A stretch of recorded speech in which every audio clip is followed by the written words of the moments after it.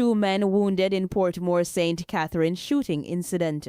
Authorities in Portmore are investigating a shooting incident that left 2 men injured along Port Henderson Road on Wednesday night. According to preliminary reports from the police, the incident occurred at approximately 11:30 p.m. The 2 victims, one of whom is reportedly a vendor, were standing near a business establishment when loud explosions believed to be gunfire were heard. Moments later, the men were discovered suffering from multiple gunshot wounds. Law enforcement personnel were summoned to the scene shortly after the shooting. Emergency responders provided assistance to the injured men, who were subsequently transported to the Spanish Town Hospital. Medical officials have confirmed that both victims have been admitted and are currently receiving treatment for their injuries. The case has been transferred to the Portmore Criminal Investigation Branch, where detectives are actively pursuing leads. At this time, no motive has been established and no arrests have been made. Authorities are appealing to anyone with information regarding the incident to come forward and assist with the ongoing investigation.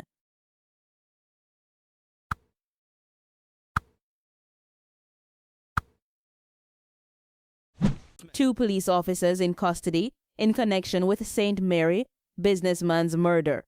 In a shocking turn of events, 2 police officers have been implicated in the brutal killing of a St. Mary businessman, casting a dark shadow over the parish just weeks after the crime sent shockwaves through the community.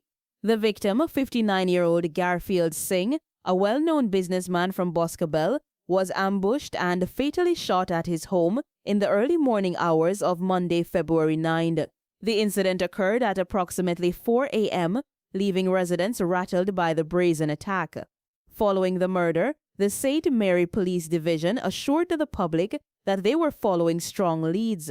Commanding officer for the parish, Superintendent Anthony Wallace, had also vowed that arrests would be made soon, a promise that has now been fulfilled under extraordinary circumstances. Authorities have confirmed that 2 policemen allegedly involved in Singh's death were arrested last week in Portmore St. Catherine. The breakthrough did not come from a targeted police investigation into the murder itself, but from a routine traffic stop. It was during this stop that the officers were taken into custody. Law enforcement sources indicate that the arrests led to the recovery of several pieces of crucial evidence. Illegal firearms, a quantity of ammunition, and a sum of cash were reportedly seized at the time of the detention. The development has sent ripples through both the police force and the St. Mary community, as residents grapple with the allegation that those sworn to protect and serve may be connected to such a violent crime. The Independent Commission of Investigations is expected to take carriage of the probe, as is standard procedure in cases involving police wrongdoing. This is a developing story, and more information is expected to be released as the investigation progresses.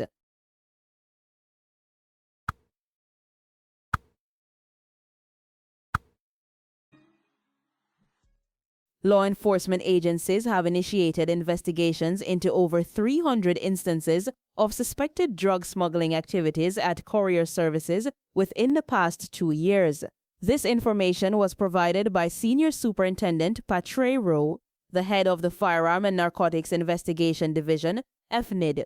The most recent investigation, conducted on Tuesday, resulted in the arrest of 2 individuals. During an operation at the FedEx facility in Halfway Tree, St. Andrew, authorities confiscated 1 kilogram of cocaine with an estimated street value of $600,000. SSP Rose says the suspects, using fake names, attempted to smuggle the drug through FedEx. The cocaine was destined for Canada. It's understood the police were tipped off. This led to FNID placing the facility under surveillance. Police sources say initial attempts to search the premises were resisted. However, they later returned with the proper warrants, and a search of the property was conducted. This led to the illicit drugs being found and the arrest of the 2 men. SSP Rowe told Nationwide News that they're expected to be charged soon. This operation led to the arrest of 2 persons, and we are carrying out secondary operations with a view to pursue our proper charges within the next few hours. But a part of that operation led to the seizure of over 600,000 Jamaican dollars worth of what we believe to be cocaine. No employee at FedEx has been implicated in the drug bust at this time. SSB Rose says drug smuggling through courier companies remains a challenge for the police.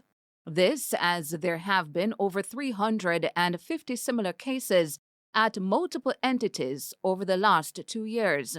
Over the last 2 years, we had over 350 cases of drug courier cases, drugs being trafficked through courier services. This represents a challenge and exacerbated by the fact that we have, in some instances, poor cooperation from some entities. He further notes that seizures now are occurring almost weekly.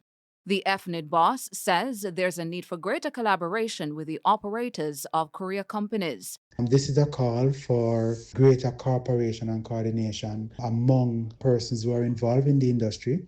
Courier services were intended to assist with ease of doing business among legitimate Jamaicans who wish to secure goods through faster means or through convenient services. It is being disrupted or infiltrated by persons who are using it for legitimate means. SSB Rowe also believes that the ease with which persons are able to ship items needs to be addressed.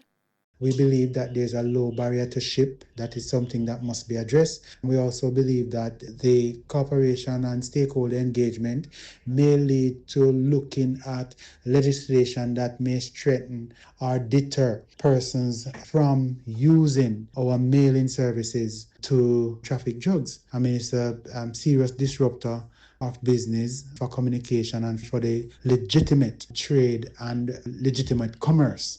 Since the start of the year, SSB Rose says FNID has seized over $77 million worth of drugs. The division has also assisted in the seizure of 102 firearms since the start of 2026.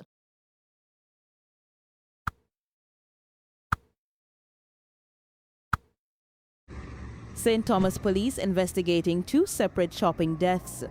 Authorities in St. Thomas are investigating 2 separate and brutal killings that occurred within hours of each other, leaving one community in shock and another in mourning. The most recent incident took place on Thursday afternoon when the body of an unidentified woman was discovered in the Roselle district. Police reports indicate that the victim had sustained multiple chop wounds. As of this evening, investigators have not yet established a motive or identified any suspects in the case. This discovery came just hours after police in the parish concluded a massive manhunt for a suspect wanted in connection with the fatal stabbing of a farmer early Wednesday morning. The victim in that incident has been identified as 39-year-old Ethan Whitler, a farmer from the area. According to police reports, Whitler was at a party at a shop around 1:30 a.m. when an argument escalated between him and another patron. The dispute reportedly turned physical, and during the altercation, Whitler was stabbed multiple times in the chest and abdomen. He was rushed to a hospital but was pronounced dead by medical staff shortly after arrival. The killing triggered an immediate manhunt by law enforcement, which extended late into Thursday afternoon and ultimately resulted in the apprehension of the suspect. While the individual is now in police custody, formal charges have not yet been laid as the investigation continues.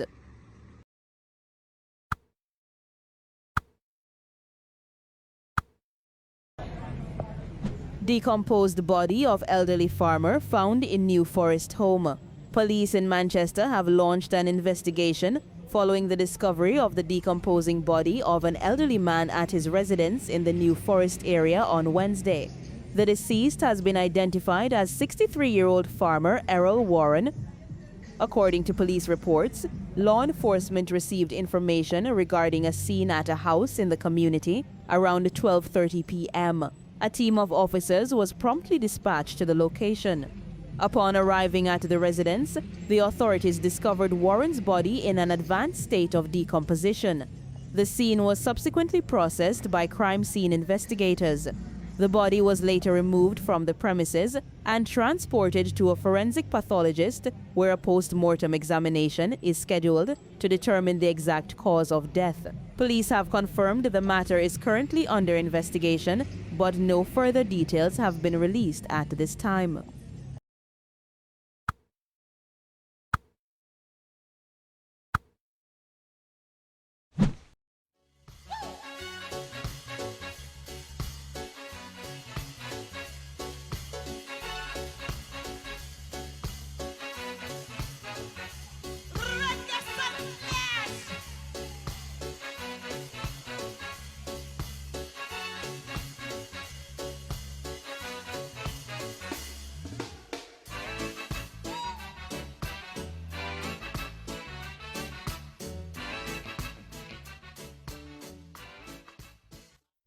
Hey everyone.